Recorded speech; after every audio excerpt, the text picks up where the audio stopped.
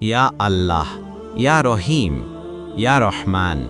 মানুষ ভাবে আধ্যাত্মিকতা মানে শুধু শান্তি, কিন্তু সত্যিকারের পথিকরা জানে আলো পাওয়ার আগে অন্ধকারকে জয় করতে হয়। নাকশেবন্দি আল ফেসানি রাহমতুল্লাহ আলাইহের সামনে এখন এমন এক দরজা খুলে যাচ্ছে যেটা সাধারণ চোখে দেখা যায় না। তার শিক্ষক, তার পরিবেশ আর সময়ের নিষ্ঠুর পরীক্ষা সব মিলিয়ে তৈরি হচ্ছে এমন এক মুহূর্ত যেটা তার পুরো জীবনকে পাল্টে দেবে। আজকের পর্বে তোমরা শুনবে সেই অদেখা ঘটনা যেগুলো তার অন্তরের শক্তিকে জাগিয়ে তুলেছিল আর তাকে ঠেলে দিয়েছিল আরও গভীর আধ্যাত্মিক রহস্যের দিকে। প্রস্তুত হও, কারণ এখানে শুরু হচ্ছে তার জীবনের সবচেয়ে কঠিন পরীক্ষা। তার শিক্ষক তাকে বুঝতে পারছিলেন যে এই যুবকের অন্তরে এমন কিছু শক্তি জন্ম নিচ্ছে যেটা সাধারণ নয়, কিন্তু সেই শক্তিকে নিয়ন্ত্রণে আনতে, পরিশুদ্ধ করতে এবং সঠিক পথে চালনা করতে হলে তাকে আরও কঠিন পরীক্ষার মধ্য দিয়ে যেতে হবে।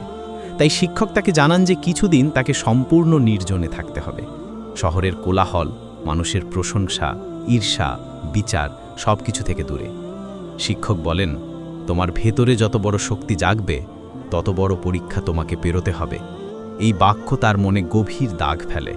তিনি জানতেন সামনে কিছু কঠিন আসছে, কিন্তু ঠিক কী তা বোঝা তার পক্ষে সম্ভব ছিল না। তবে বিশ্বাস ছিল শিক্ষকের কথাই তার জন্য সঠিক পথ। তাকে একটি উপত্যকার কাছে পাহাড়ের গা বেয়ে নেমে আসা নির্জন জায়গায় কিছুদিন অবস্থান করতে বলা হলো।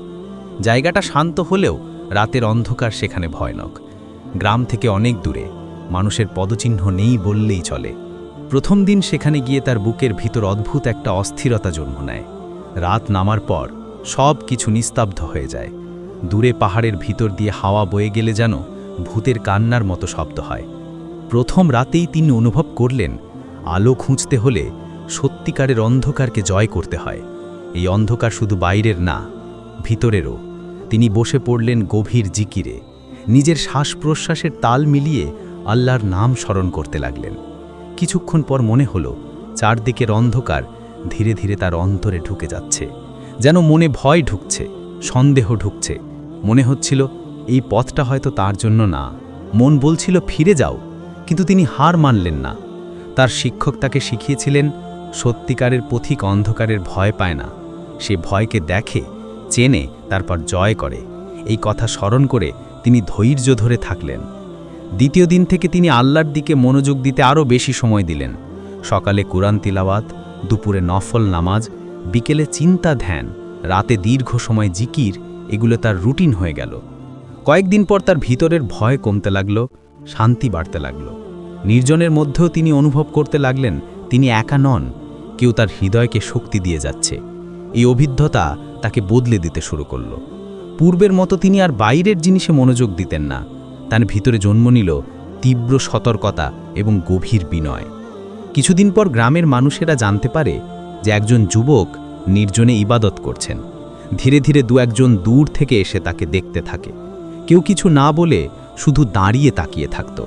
কেউ কাছ থেকে দেখতে চাইত, কারণ তাকে ঘিরে এক রহস্যময় শান্তির অনুভূতি ছড়িয়ে পড়ছিল। কেউ কেউ বলতো ওর চোখে এক ধরনের আলো আছে।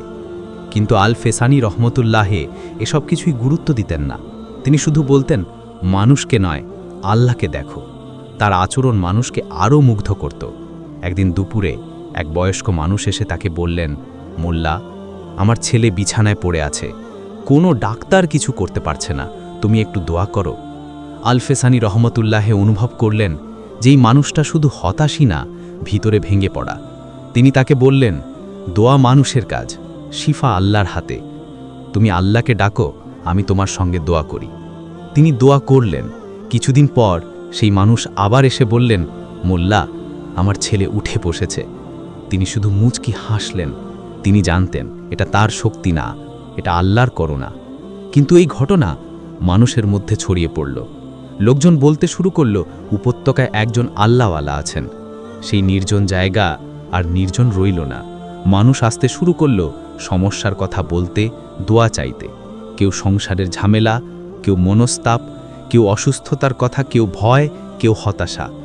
যে যেখানে কষ্ট নিয়ে আসত, আল ফেসানি রহমতুল্লাহে শান্তভাবে শুনতেন এবং বলতেন, দুনিয়ার সমস্যার জড় মূল মানুষের হৃদয়ে। হৃদয় ঠিক হলে দুনিয়াও ঠিক হয়। এই কথাগুলো মানুষের মনে গভীর প্রভাব ফেলত, কিন্তু তার নিজের ভিতরে তখনও বড় সংগ্রাম চলছিল।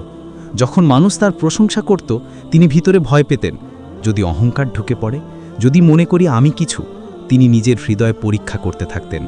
প্রশংসা শুনলে তিনি সাথে সাথে আল্লাহর কাছে দোয়া করতেন, হে আল্লাহ, আমাকে রক্ষা করো, আমাকে তুমিই যথেষ্ট। নির্জনের দিনগুলো যত বাড়তে লাগল, তার অন্তরের জগৎ তত পরিশুদ্ধ হতে লাগল।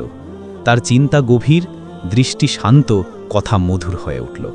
একদিন তার শিক্ষক নির্জনে তাকে দেখতে এলেন, তার দিকে কিছুক্ষণ তাকিয়ে রইলেন, তারপর ধীরে ধীরে বললেন, তোমার মন আর এখনকার মতো নয়, তোমার হৃদয় পরিশুদ্ধ হতে শুরু করেছে। কিন্তু মনে রেখো, এটা শুধু শুরু, সামনে এমন পরীক্ষা আসবে যা তুমি এখনো কল্পনাও করতে পারো না। এই বাক্য তার মনে নতুন দোলাচল তৈরি করল। তিনি বুঝলেন সত্যিকারের পথ শুরু হয়েছে, কিন্তু সেই পথ সহজ নয়। এটি আলোর পথ হতে পারে, কিন্তু পথে কাঁটা থাকবে, জ্বলন্ত আগুন থাকবে, মানুষের ভুল বোঝাবুঝি থাকবে। তবুও তিনি প্রস্তুত ছিলেন। তার প্রতিটি শ্বাস একটাই আশা নিয়ে চলতে লাগল, আল্লাহ আমাকে যেদিকে নিয়ে যাবেন আমি সেদিকেই যাব।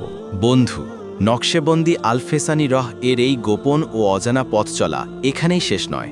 সামনে আছে আরও গভীর রহস্য, আরও অদেখা সত্য, যা আমরা তুলে আনব সাধারণ টিভি ও সাধারণ টিভি গোপন ফাঁদের পরবর্তী পর্বে। যদি সত্যিকারের রহস্য জানার পিপাসা থাকে, ইউটিউব চ্যানেল সাধারণ টিভি ও সাধারণ টিভি গোপন ফাঁদে সাবস্ক্রাইব করো। ভিডিওটি লাইক মেরে দাও, নিচে কমেন্ট করে জানাও আজকের কোন অংশটা বুক কাঁপিয়েছে। শেয়ার করে বন্ধুদের সাথেও দেখাও। আর আরও আপডেট পেতে ফেসবুকে সাধারণ টিভি ও সাধারণ টিভি গোপন ফাঁদ পেজে লাইক ও ফলো করো। নতুন রহস্য, গল্প এবং ভিডিওর সব আপডেট পাবে সেখানেই। এটাই সাধারণ টিভি ও সাধারণ টিভি গোপন ফাঁদ। সাধারণ গল্প নয়, এখানে খোলা হচ্ছে গোপন সত্যের এক নতুন যাত্রার দরজা। পরের পর্বে আবার দেখা হবে, চোখ মেলে অপেক্ষা করো।